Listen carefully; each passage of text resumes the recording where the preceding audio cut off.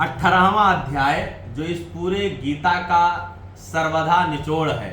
जैसे कहा गया कि अंत भला तो सब भला, जो आगे के 17 अध्याय हम श्रवण नहीं कर पाए, अगर 18वां अध्याय हम श्रवण करते हैं तो उन आगे के 17वां अध्याय श्रवण का, जो 17 अध्याय बीत गए उनके श्रवण का पूर्ण फल इस 18वें अध्याय को सुनने से। बृहस्पति होगा ना, 9वां बृहस्पति या 10वां बृहस्पति होगा, 8वां होगा, एक 3 पढ़ेंगे ना, तो 8वां होगा।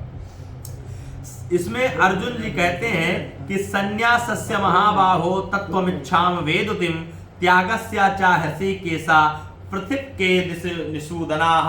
अर्जुन कहते हैं कि हे महाबाहो, हे अंतर्यामिन, हे वासुदेव, मैं संन्यास और त्याग के तत्व को पृथक पृथक जानना चाहता हूं। इसमें 18वें अध्याय में अर्जुन ने प्रश्न किया कि मैं संन्यास और त्याग दोनों को अलग अलग जानना चाहता हूं कि संन्यास क्या है और त्याग क्या है, क्योंकि संन्यास ही, कुछ लोग ऐसा मानते हैं कि संन्यास ही त्याग है, लेकिन यह गलत है। श्री भगवान कहते हैं काम्यानाम कर्मणा न्यासम संन्यासम कवयो विदुः सर्व कर्म फल त्याग प्राहुस्त्याग्यम विचक्षणाः।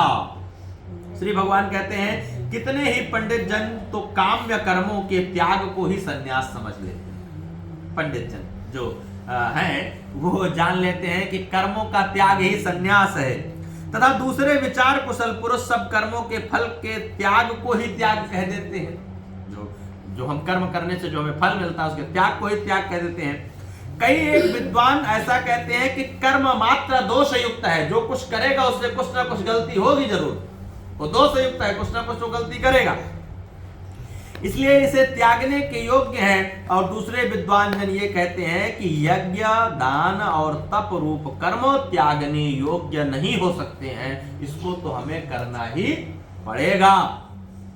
हे पुरुष श्रेष्ठ अर्जुन, अब यहाँ पर नारायण ने पुरुष श्रेष्ठ कहा कि यहाँ पर जितने भी मनुष्य मानव पुरुष हैं उनमें तुम सबसे श्रेष्ठ हो, क्योंकि तुमने तो मेरे उस विराट स्वरूप का दर्शन किया जो इस चक्षु से, इस आंख से संभव ही नहीं था। इसीलिए तो भगवान ने पहले दिव्य दृष्टि दी। संन्यास और त्याग, इन दोनों में से पहले त्याग के विषय में तू मेरा निश्चय सुन। भगवान कह रहे हैं कि जो मैंने निश्चय किया है सबसे पहले त्याग के विषय में सुन, क्योंकि त्याग सात्विक, राजस और तामस भेद के 3 प्रकार से कहा गया है। यज्ञ, दान और तप रूप कर्म त्याग करने के योग्य नहीं है। जो यज्ञ है, दान है और आपका तप रूप कर्म है, जो तपस्या आप कर रहे हैं, यह तो त्यागने के योग्य नहीं है, बल्कि वो तो अवश्य कर्तव्य है आपका, आपको करना ही है, आपकी मजबूरी है, लायबिलिटी है आपकी। क्योंकि यज्ञ, दान और तप ये तीनों ही कर्म बुद्धिमान पुरुषों को पवित्र करने वाले हैं, और पवित्र करने वाली चीजें छोड़ी नहीं जा सकती, त्याग नहीं किया जा सकता उनको। इसलिए हे पार्थ, इस यज्ञ, दान और तप रूप कर्मों को तथा और भी संपूर्ण कर्तव्य कर्मों को आसक्ति और फलों का त्याग करके अवश्य करना चाहिए। ये मेरा निश्चय किया हुआ उत्तम मत है। भगवान कह रहे हैं ये मेरा निश्चय किया हुआ उत्तम मत है। निषिद्ध और काम्य कर्मों का तो स्वरूप से त्याग करना ही उचित है। जो निषिद्ध है कर्म, जिनको हमें नहीं करना चाहिए, और ये वाणी विवेक ज्ञान कब आएगा? जब आप शास्त्र के, भगवान के शरण में रहेंगे तब। भाई शास्त्र ही ना निर्धारण करेगा, तस्मात् शास्त्रम प्रमाणेषु कार्यो व्यवस्थितो, ये शास्त्र ही तो प्रमाण देगा कि आपको कौन सा काम कर्म करना चाहिए और कौन सा कर्म नहीं करना चाहिए, शास्त्र प्रमाण देगा आपको। परंतु नियत कर्म का स्वरूप से त्याग करना उचित नहीं है, इसलिए मोह के कारण उसका त्याग कर देना तामस त्याग कहलाता है। जो कुछ कर्म है वो सब दुख रूप ही है, ऐसा समझकर यदि कोई शारीरिक क्लेश से, भय से कर्तव्य कर्मों का त्याग कर दे तो वो ऐसा राजस त्याग करके त्याग के फल को किसी प्रकार भी नहीं पाता है। अर्जुन, जो शास्त्र विहित कर्म करना कर्तव्य है, इसी भाव से आसक्ति और फल का त्याग करके किया जाता है, वही सात्विक त्याग माना जाता है। जो मनुष्य अकुशल कर्म से तो द्वेष नहीं करता और कुशल कर्म से आसक्त नहीं होता, वो शुद्ध सत्व गुण से युक्त पुरुष, संशय रहित, बुद्धिमान और सच्चा त्यागी। सच्चा त्यागी बनने के लिए आपको शास्त्र की शरण में रहना पड़ेगा, विद्वानों की शरण में रहना पड़ेगा। आप स्वयं से नहीं, ये जगत हमने घर त्याग दिया तो हम सन्यासी हो गए, हमने गाड़ी त्याग दी तो हम सन्यासी हो गए, हमने वस्त्र चोला त्याग दिया तो हम। त्याग इससे नहीं निर्भर करता है, क्योंकि शरीरधारी किसी भी मनुष्य के द्वारा संपूर्णतया के सब कर्मों का त्याग किए जाना शक्य है। इसलिए कर्म फल का त्यागी है, वो त्यागी है ऐसा कहा जाता है। कर्म फल का त्याग ना करने वाले मनुष्यों के कर्मों का तो अच्छा बुरा और मिला हुआ ऐसे 3 प्रकार का फल मरने के पश्चात अवश्य होता है, किंतु कर्म फल का त्याग कर देने वाले मनुष्यों के कर्मों का फल किसी काल में नहीं होता है। हे महाबाहो, संपूर्ण कर्मों की सिद्धि के ये 5 हेतु कर्मों का अंत करने के लिए उपाय बतलाने वाले सांख्य शास्त्र में कहे गए हैं, उनको तू मुझसे भली भांति जान। जो सांख्य शास्त्र में कहा गया वो भगवान आज अर्जुन को बता रहे हैं। इस विषय में अर्थात कर्मों की सिद्धि में अधिष्ठान और कर्ता तथा भिन्न भिन्न प्रकार के करण एवं नाना प्रकार की अलग अलग चेष्टाएं, वैसे ही 5वां हेतु देव है, जिसको हम देवता के रूप में जानते हैं। मनुष्य मन, वाणी और शरीर से शास्त्रानुकूल अर्थात विपरीत जो कुछ कर्म करता है, ये 5 कारण है उसके कर्म करने के। परंतु ऐसा होने पर जो मनुष्य अशुद्ध बुद्धि होने के कारण, बुद्धि को अशुद्ध कहा, उस विषय में यानी कर्मों के होने में केवल शुद्ध स्वरूप आत्मा को कर्ता समझता है, वो मलिन बुद्धि वाला अज्ञानी और यथार्थ नहीं समझता। वो मलिन बुद्धि का है, वो यथार्थ को समझ ही नहीं पा रहा। जिस पुरुष के अंतःकरण में मैं करता हूं ऐसा भाव नहीं है, तथा जिसकी बुद्धि सांसारिक पदार्थों में और सब कर्मों में लिपायमान नहीं होती है, वो पुरुष इन सब लोगों को मारकर भी वास्तव में ना तो मरता है और ना पापों से बंधता है। ज्ञाता, ज्ञान और ज्ञेय, ये 3 प्रकार की कर्म की प्रेरणा और कर्ता, कारण तथा क्रिया, ये 3 प्रकार के कर्म की संग्रह गुणों की संख्या करने वाले शास्त्र में ज्ञान और कर्म तथा कर्ता, पहले ज्ञान होना, फिर ज्ञान के हिसाब से कर्म करना, और जो कर्म करना वो स्वयं करना, किसी को आदेशित नहीं करना। इन कर्ता गुणों के भेद से 3 प्रकार कहे गए हैं, और उनको तू मुझसे भली भांति सुन, ऐसा भगवान कह रहे हैं। जिस ज्ञान से मनुष्य पृथक पृथक तथा सब भूतों में एक अविनाशी परमात्मा स्वरूप को विभाग रहित संभाव से स्थित देखता है, उस ज्ञान को तू सात्विक मान। सात्विक ज्ञान है जिसमें एक रूपता दिख रही है।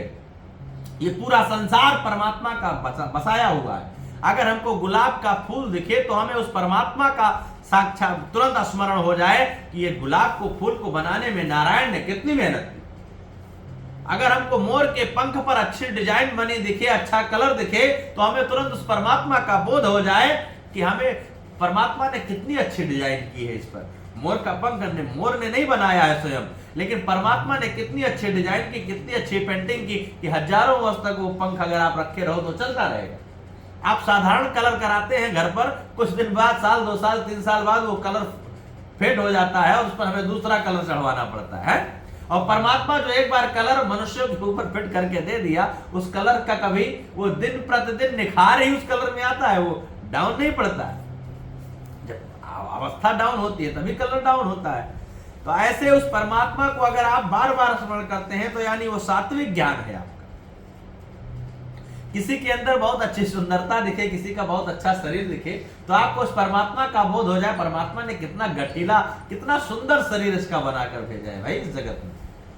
किंतु जो ज्ञान अर्थात जिस ज्ञान के द्वारा मनुष्य संपूर्ण भूतों में भिन्न भिन्न प्रकार के नाना भावों को अलग अलग जानता है, उस ज्ञान को तू राजस जान। वो राजस ज्ञान है, क्योंकि आपको परमात्मा के ऊपर संपूर्ण विश्वास नहीं है। परंतु जो ज्ञान एक कार्य रूप शरीर में ही संपूर्ण सदृश आसक्त है तथा जो बिना युक्ति वाला है, तात्विक अर्थ से रहित और तुच्छ है, वो तामस कहा गया, जिसकी समाज में कोई चर्चा नहीं है।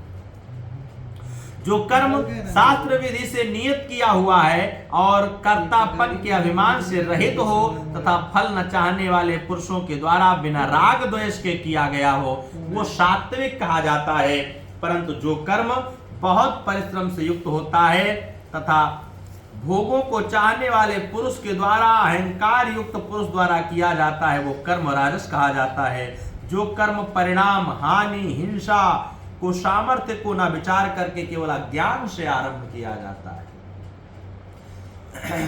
इसका क्या एक चोरी करने वाला या मर्डर करने वाला या रेप करने वाला अगर अपने परिणाम की चिंता कर ले तो क्या कभी वो कर्म कर पाएगा?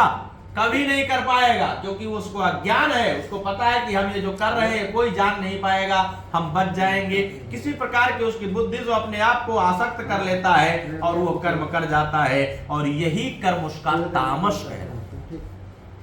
इसी प्रकार वो तामस होता है। जो कर्ता संग रहित, अहंकार के न वचन बोलने वाला और धैर्य और उत्साह से युक्त था, कार्य के सिद्ध न होने पर हर्ष शोकादि विकारों से रहित है, वो सात्विक कहा। जो कर्ता आसक्ति से युक्त कर्मों के फलों को न चाहने वाला और लोभी और दूसरों को कष्ट देने वाले स्वभाव वाला, अशुद्धाचारी और हर्ष शोक से लिप्त है, वो राजस कहा जाता है। जो कर्ता अयुक्त शिक्षा से रहित, घमंडी, धूर्त और दूसरों की जीविका का नाश करने वाला तथा शोक करने वाला, आलसी और दीर्घ सूत्री है, वो तामस कहा जाता है। हे धनंजय, धनंजय शब्द अर्जुन के लिए प्रयोग हुआ है। हे धनंजय, अब तो उस बुद्धि और धृतिका का भी गुणों के अनुसार 3 प्रकार के भेद मेरे द्वारा संपूर्णता से विभाग रूप कहा जाने वाला सुन। हे पार्थ, पार्थ भी अर्जुन के लिए ही संबोधन हुआ है। हे पार्थ, जो बुद्धि प्रवृत्ति मार्ग और निवृत्ति मार्ग को, कर्तव्य और अकर्तव्य को, भय और अभय को तथा बंधन और मोक्ष यथार्थ जानती है, वो बुद्धि सात्विकी है। यानी वो सात्विकी बुद्धि आपके अंदर है। हे पार्थ, मनुष्य जिस बुद्धि के द्वारा धर्म और अधर्म तथा कर्तव्य और कर्तव्य अकर्तव्य भी यथार्थ नहीं जान पाता है, वो राजसी बुद्धि है। वो बार बार सलाह मांगता है किसी से, या अपने कर्मों को ही वो नहीं निर्णय ले पाता है कि हमें क्या करना चाहिए और क्या नहीं करना चाहिए। कुछ लोगों से बात करो तो कहते हैं कि सोच कर बताएंगे। सोचने पर क्या आपकी बुद्धि बड़ी हो जाएगी? अगर परीक्षार्थी को आंसर आता है तो एक बार में वो निशान सही लगाएगा, और अगर जो बार बार पढ़ रहा है इसका मतलब ये गलत ही निशान लगाएगा, इसको सही चीज आता ही नहीं है, तुक्का लगा रहा है खाली। ऐसे ही हे अर्जुन, जो तमो गुणों से घिरी हुई बुद्धि अधर्म को भी ये धर्म है ऐसा मान लेती है तथा इसी प्रकार अन्य संपूर्ण पदार्थों को भी विपरीत मान लेती है, वो बुद्धि तामसी है। हे पार्थ, जिस अव्यभिचारिणी धारण शक्ति से मनुष्य ध्यान योग के द्वारा मन, प्राण और इंद्रियों की क्रियाओं को धारण करता है, वो धृति सात्विकी है। परंतु हे प्रथापुत्र अर्जुन, प्रथा यहाँ पर कुंती को संबोधन किया गया, प्रथापुत्र। परंतु हे प्रथापुत्र अर्जुन, फल की इच्छा वाला मनुष्य जिस धारण शक्ति के द्वारा अत्यंत आसक्ति से धर्म, अर्थ और कामों को धारण करता है, वो धारण शक्ति ही राजसी है उसकी। हे पार्थ, दुष्ट बुद्धि वाला मनुष्य जिस धारण शक्ति के द्वारा निद्रा, भय, चिंता और दुख तथा उन्मत्तता को भी नहीं छोड़ता अर्थात धारण किए रहता है, वो धारण शक्ति ही तामसी है।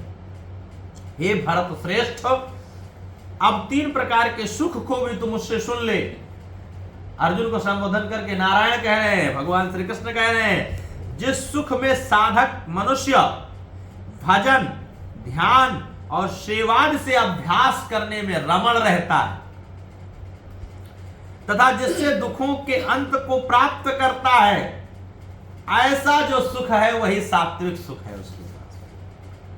जो आरंभ काल में यद्यपि विष के तुल्य प्रतीत होता है परंतु परिणाम में अमृत के तुल्य है, इसलिए वो परमात्मा विषयक बुद्धि से प्रसाद से उत्पन्न होने वाला सुख ही सात्विक सुख कहा गया। एक सात्विक सुख है कि छुट्टी का दिन है, हम आप गीता श्रवण कर रहे हैं, यही हमारे अंदर राजसी होता, तामसी होता तो छुट्टी का दिन है तो एंजॉय के और भी तो तमाम साधन है इस शहर में, उस तरीके से भी एंजॉय किया जा सकता था। तो ये बुद्धि का प्रमाण है कि हमारे पास धन है या हमारे पास बुद्धि है, हमारे पास विवेक है, तो हम उसको किस ओर डाइवर्ट कर रहे हैं, कहां लगा रहे हैं, अपने आप को कहां हम इंगेज कर रहे हैं। जो सुख विषय और इंद्रियों के संयोग से प्राप्त होता है, हम विषयानुरागी, हम अच्छा भोजन जा करके बाहर करेंगे और अच्छे चलचित्र इत्यादि देख कर आएंगे, अच्छे शहर में बहुत गर्मी पड़ रही है, अच्छे वाटर पार्क देख के आएंगे, तो वो बुद्धि हमें राजस की ओर ले जाती है।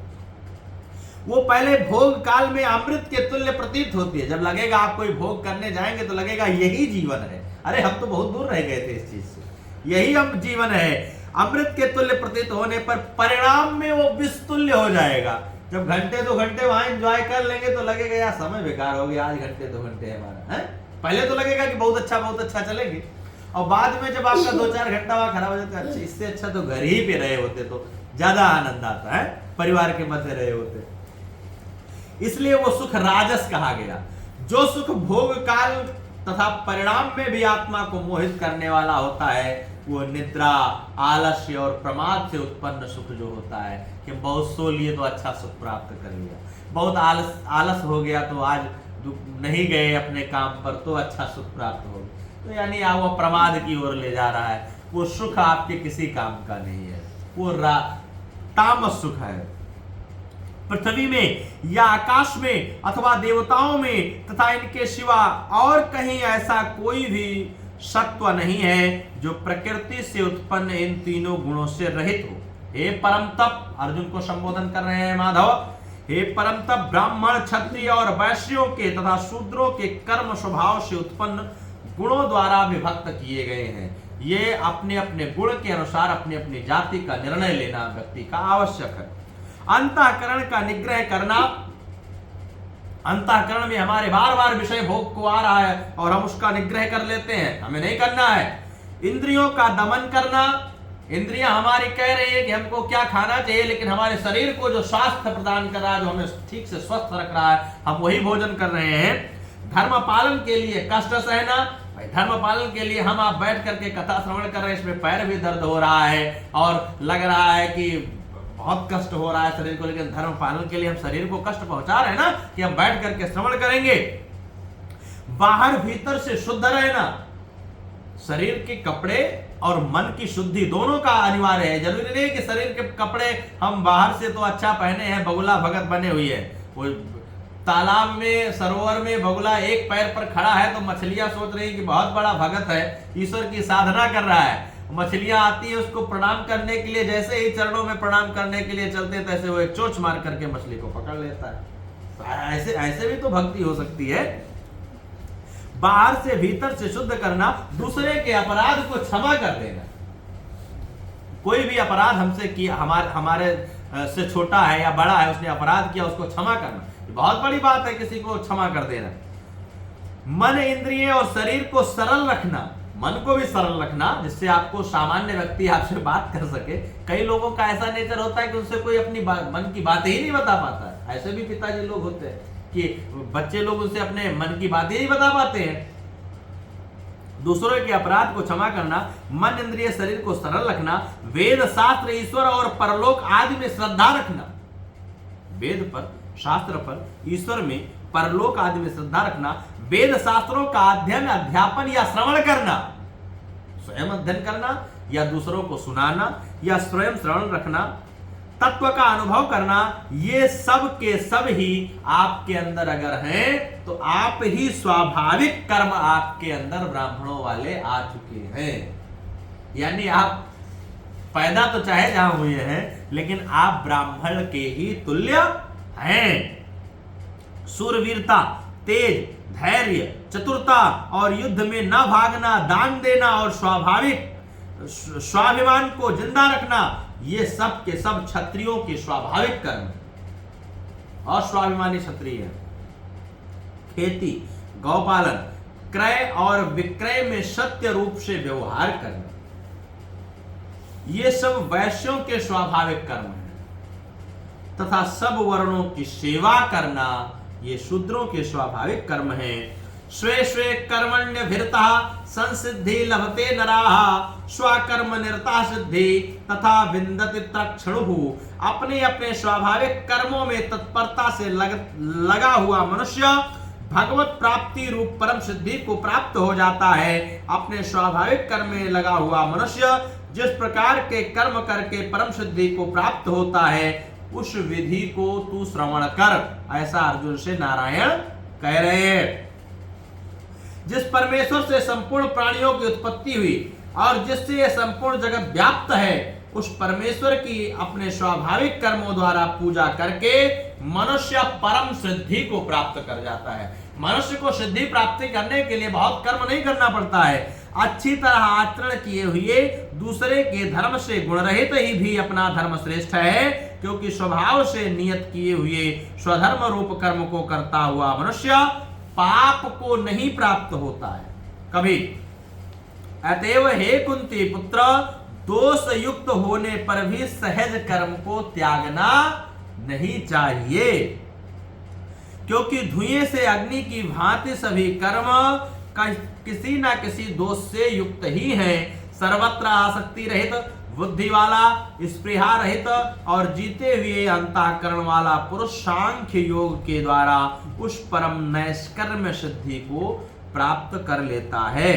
जो मनुष्य ज्ञान योग की परानिष्ठा है, उस नैष्कर्म्य सिद्धि को जिस प्रकार से प्राप्त होकर मनुष्य ब्रह्म को प्राप्त होता है, उसी प्रकार हे कुंती पुत्र, तू संक्षेप में ही मुझसे समझ ले। क्या कि विशुद्ध बुद्धि से युक्त तथा हल्का सात्विक और नियमित भोजन करने वाला, शब्दादि विषयों का त्याग करके एकांत और शुद्ध देश का सेवन करने वाला, सात्विकी धारण शक्ति के द्वारा अंतःकरण और इंद्रियों के संयम करके मन, वाणी और शरीर को वश में करके लेने वाला, राग द्वेष सर्वथा नष्ट करके भली भांति दृढ़ वैराग्य का आश्रय लेने वाला तथा अहंकार, बल, घमंड, काम, क्रोध और परिग्रह का त्याग करके निरंतर ध्यान योग के पारायण रहने वाला, ममता रहित और शांति युक्त पुरुष सच्चिदानंद घन ब्रह्म के अभिन्न भाव से स्थित होने का पात्र होता है। संपूर्ण गोपनीयों से अति गोपनीय, गोपनीय मतलब जो कम लोगों को बताया गया, गोपनीय बात है, अभी कम लोगों के कानों में पड़ी। संपूर्ण गोपनीयों से अति गोपनीय मेरे परम रहस्य युक्त वचन को भी तू सुन। तू मेरा अतिशय प्रिय है, नारायण कह रहे हैं अर्जुन से, तू मेरा अतिशय प्रिय है, इससे ये परम हितकर वचन मैं तुझसे ही कहूंगा। मन मना मम मद्भक्तो मद्याम जी माम नमस्कुरु मामे वैश्य सत्यम ते प्रतिजानो प्रियोषि में। हे अर्जुन, तू मुझ में ही मन वाला हो, मेरा भक्त बन जा, मेरा पूजन करने वाला हो और मुझको ही प्रणाम करे। ऐसा नारायण कह रहे हैं, ऐसा पृथ्वी पर किसी देवता ने किसी को नहीं कहा कि तुम मुझको प्रणाम करो। ऐसा करने से तू मुझको ही प्राप्त कर लेगा, ये मैं तुझसे सत्य प्रतिज्ञा करता हूं, क्योंकि तू मेरा अत्यंत प्रिय भी है। संपूर्ण धर्मों को अर्थात सर्वधर्मान परित्यज्य, जिसकी हम चर्चा करते रहते थे, माम एकम शरणम व्रजा अहम त्वा सर्व पापेभ्यो मोक्षयिष्यामि माम शुचुहु। संपूर्ण धर्मों को अर्थात संपूर्ण कर्तव्यों को तू मुझ में त्याग कर, तू केवल मुझ सर्वशक्तिमान सर्वाधार परमात्मा के शरण में आ जा, मैं तुम्हें संपूर्ण पापों से मुक्त कर दूंगा। तू अब शोक ना कर। तुझे ये गौ माता, तुझे ये गीता स्वरूप रहस्यमय उपदेश किसी भी काल में ना तो तप रहित मनुष्य कहना चाहिए, भक्ति रहित और बिना सुनने की इच्छा वाले से कहना भी नहीं चाहिए। जिसकी श्रद्धा ना हो, इच्छा ना हो, उसको यह ज्ञान नहीं देना। मुझ में दोष दृष्टि रखता हो, उसको भी यह ज्ञान नहीं देना। और कभी ये नहीं कहना, जो पुरुष मुझ में प्रेम करके इस परम रहस्य युक्त गीता शास्त्र को मेरे भक्तों से कहेगा, वो मुझको ही प्राप्त होगा, इसमें संदेह नहीं है। और जो श्रवण करेगा, उससे बढ़कर मेरा कोई प्रिय करने वाला मनुष्यों में और कोई भी नहीं है, तथा पृथ्वी भर में उससे बढ़कर मेरा प्रिय दूसरा कोई भविष्य में भी नहीं होगा। ऐसा नारायण माधव कह रहे हैं। जो पुरुष इस धर्म में हम दोनों के संवाद, हम दोनों मतलब भगवान श्री कृष्ण और अर्जुन के संवाद को, जो पुरुष इस धर्म में हम दोनों के संवाद रूप गीता शास्त्र को पढ़ेगा, उसके द्वारा भी मैं ज्ञान यज्ञ से पूजित होऊंगा, ऐसा मेरा मत है। जो मनुष्य श्रद्धा युक्त और दोष दृष्टि से रहित होकर इस गीता शास्त्र का श्रवण भी करेगा, वो भी सभी पापों से मुक्त होकर उत्तम कर्म करने वाले श्रेष्ठ लोक को यानी वैकुंठ लोक को प्राप्त करेगा। हे पार्थ, क्या इस गीता शास्त्र को तूने एकाग्रचित होकर श्रवण किया है? और हे धनंजय, क्या तेरा अज्ञान जनित मोह नष्ट हो गया है? ऐसा नारायण अर्जुन से प्रश्न कर रहे हैं। तो अर्जुन कहते हैं नष्टो मोहा स्मृति लब्धा तत्प्रसादान मया च्युताः। अर्जुन बोले, हे च्युत, आपकी कृपा से मेरा मोह नष्ट हो गया है, मैंने स्मृति प्राप्त कर ली है, अब मैं संशय रहित होकर स्थित हूं, अतः आपकी आज्ञा का पालन करूंगा। यानी आप युद्ध के लिए कह रहे हैं और मैं युद्ध करूंगा। संजय कहते हैं इत्यहम वासुदेवस्य पार्थस्य च महात्मनाः, क्योंकि ये पूरी कथा संजय श्रवण कर रहे थे अपने दिव्य दृष्टि का लाभ लेकर, ये सब बातें वो धृतराष्ट्र को सुना रहे थे, धृतराष्ट्र के बगल बैठकर। संजय बोले, इस प्रकार मैंने वासुदेव के और महात्मा अर्जुन के इस अद्भुत रहस्य युक्त रोमांचकारक संवाद को सुना। श्री व्यास जी की कृपा से दिव्य दृष्टि पाकर मैंने इस परम गोपनीय योग को अर्जुन के प्रति कहते हुए स्वयं योगेश्वर भगवान श्री कृष्ण से प्रत्यक्ष सुना। संजय कह रहे, हे राजन, राजन कह रहे हैं धृतराष्ट्र को संजय, हे राजन, भगवान श्री कृष्ण और अर्जुन के इस रहस्य युक्त कल्याणकारक और अद्भुत संवाद को पुनः पुनः स्मरण करके मैं बार बार हर्षित हो रहा हूं, रोमांचित हो रहा हूं, मेरे रोंगटे खड़े हो जा रहे हैं। संजय कह रहे हैं, हे राजन, श्री हरि के उस अत्यंत विलक्षण रूप को पुनः पुनः स्मरण करके मेरे चित्त में महान आश्चर्य होता है और बार बार मैं हर्षित हो रहा हूं। यत्र योगेश्वरः कृष्णो यत्र पार्थो धनुर्धरः तप्त श्री विजयोर भूतिर ध्रुवा नेतर्मतर्ममाः। हे राजन, हे राजन मतलब धृतराष्ट्र को संजय कह रहे हैं, हे राजन, जहां योगेश्वर भगवान श्री कृष्ण है, यत्र योगेश्वरा कृष्ण, जहां योगेश्वर भगवान श्री कृष्ण है, जहां गांडीवधारी अर्जुन है, तत्र श्री विजयोर भूतिर, वहीं पर श्री विजय विभूति और अचल नीति है। हे राजन माफ करिएगा, ऐसा मेरा मत है।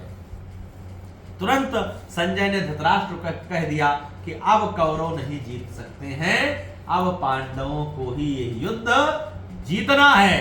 प्रेम से बोल सीतारामचंद्र भगवान की जय, राधा रमण भगवान की जय, कृष्ण कन्हैया लाल की जय।